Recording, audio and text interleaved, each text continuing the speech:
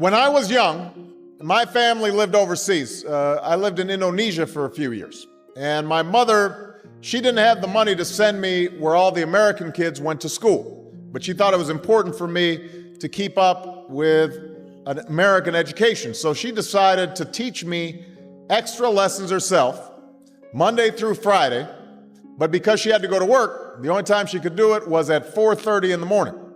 But whenever I'd complain, my mother would just give me one of those looks and she'd say, "This is no picnic for me either, Buster." So I know that some of you are still adjusting to being back at school, but I'm here today because I have something important to discuss with you. My father left my family when I was 2 years old, and I was raised by a single mom who had to work and who struggled at times to pay the bills and wasn't always able to give us the things that other kids had.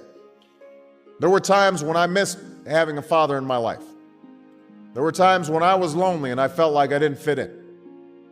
So I wasn't always as focused as I should have been on school, and I did some things that I'm not proud of, and I got in more trouble than I should have.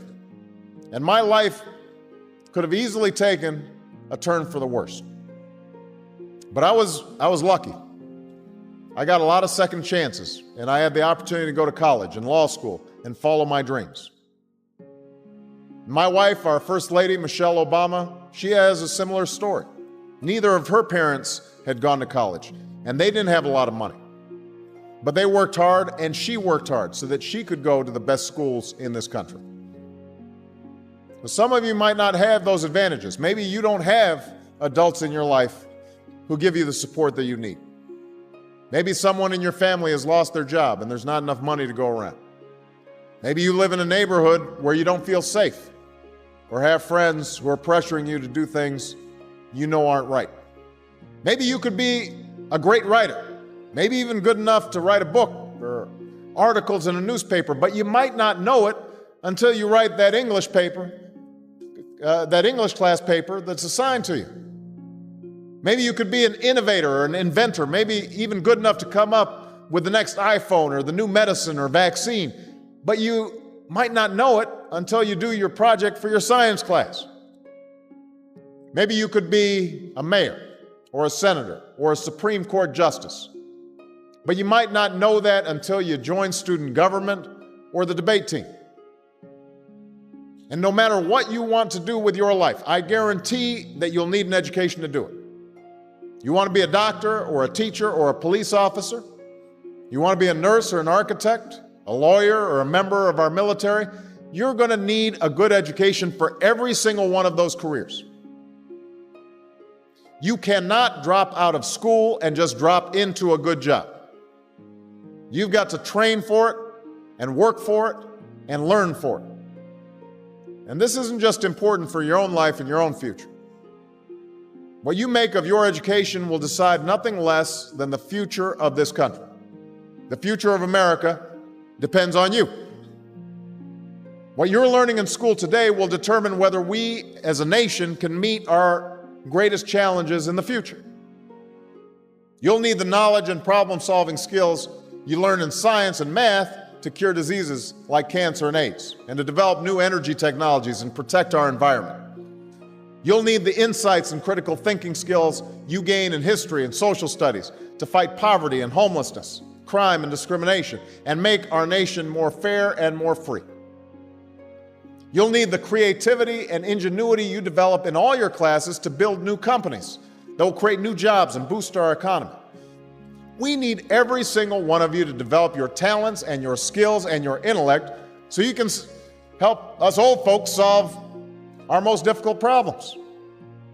If you don't do that, if you quit on school, you're not just quitting on yourself, you're quitting on your country. Now, I know it's not always easy to do well in school. I know a lot of you have challenges in your lives right now that can make it hard to focus on your schoolwork. I get it. I know what it's like. But at the end of the day, the circumstances of your life, what you look like, where you come from, how much money you have, what you've got going on at home, none of that is an excuse for neglecting your homework or having a bad attitude in school. That's no excuse for talking back to your teacher or cutting class or dropping out of school. There is no excuse for not trying. Where you are right now doesn't have to determine where you'll end up. No one's written your destiny for you, because here in America, you write your own destiny. You make your own future. That's what young people like you are doing every day all across America. And that's why today I'm calling on each of you to set your own goals for your education and do everything you can to meet them. Your goal can be something as simple as doing all your homework, paying attention in class, or spending some time each day reading a book. Maybe you'll decide to get involved in an extracurricular activity or volunteer in your community. Maybe you'll decide to stand up for kids who are being teased or bullied because of who they are or how they look. Because you believe, like I do, that all young people deserve a safe environment to study and learn. Maybe you'll decide to take better care of yourself so you can be more ready to learn. But whatever you resolve to do, I want you to commit to it. I want you to really work at it. I know that sometimes you get that sense from TV that you can be rich and successful without any hard work, that your ticket to success is through rapping or basketball or being a reality TV star. Chances are you're not going to be any of those things. The truth is, being successful is hard. You won't love every subject that you study. You won't click with every teacher that you have. Not every homework assignment will seem completely relevant to your life right at this minute. And you won't necessarily succeed at everything the first time you try. That's okay. Some of the most successful people in the world are the ones who've had the most failures. J.K. Rowling, who wrote Harry Potter. Her first Harry Potter book was rejected 12 times before it was finally published. Michael Jordan was cut from his high school basketball team. He lost hundreds of games and missed thousands of shots during his career. But he once said, "I have failed over and over and over again in my life, and that's why I succeed." These people succeeded because they understood that you can't let your failures define you. You have to let your failures teach you. You have to let them show you what to do differently the next time. So if you get into trouble, that doesn't mean you're a troublemaker. It means you need to try harder to act right. If you get a bad grade, that doesn't mean you're stupid. It just means you need to spend more time studying. No one's born being good at all things. You become good at things through hard work. You're not a varsity athlete the first time you play a new sport. You don't hit every note the first time you sing a song. You've got to practice. The same principle applies to your schoolwork. You might have to do a math problem a few times before you get it right. You might have to read something a few times before you understand it. You definitely have to do a few drafts of a paper before it's good enough to hand in. Don't be afraid to ask questions. Don't be afraid to ask for help when you need it. I do that every day. Asking for help isn't a sign of weakness, it's a sign of strength, because it shows you have the courage to admit when you don't know something, and that then allows you to learn something new. So find an adult that you trust, a parent, a grandparent, or a teacher, a coach, or a counselor, and ask them to help you stay on track to meet your goals. And even when you're struggling, even when you're discouraged, and you feel like other people have given up on you, don't ever give up on yourself. Because when you give up on yourself, you give up on your country.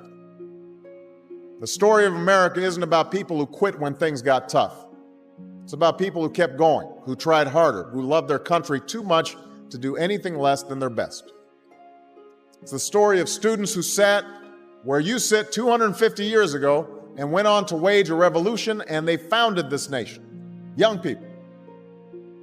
Students who sat where you sit 75 years ago, who overcame a depression and won a world war, who fought for civil rights and put a man on the moon. Students who sat where you sit 20 years ago, who founded Google and Twitter and Facebook and changed the way we communicate with each other. So today, I want to ask all of you, what's your contribution going to be? What problems are you going to solve? What discoveries will you make? What will a president who comes here in 20 or 50 or 100 years say about what all of you did for this country? You know, your families, your teachers, and I are doing everything we can to make sure you have the education you need to answer these questions. I'm working hard to fix up your classrooms and get you the books and the equipment and the computers you need to learn. But you've got to do your part too. So I expect all of you to get serious this year. I expect you to put your best effort into everything you do. I expect great things from each of you. So don't let us down. Don't let your family down or your country down. Most of all, don't let yourself down. Make us all proud.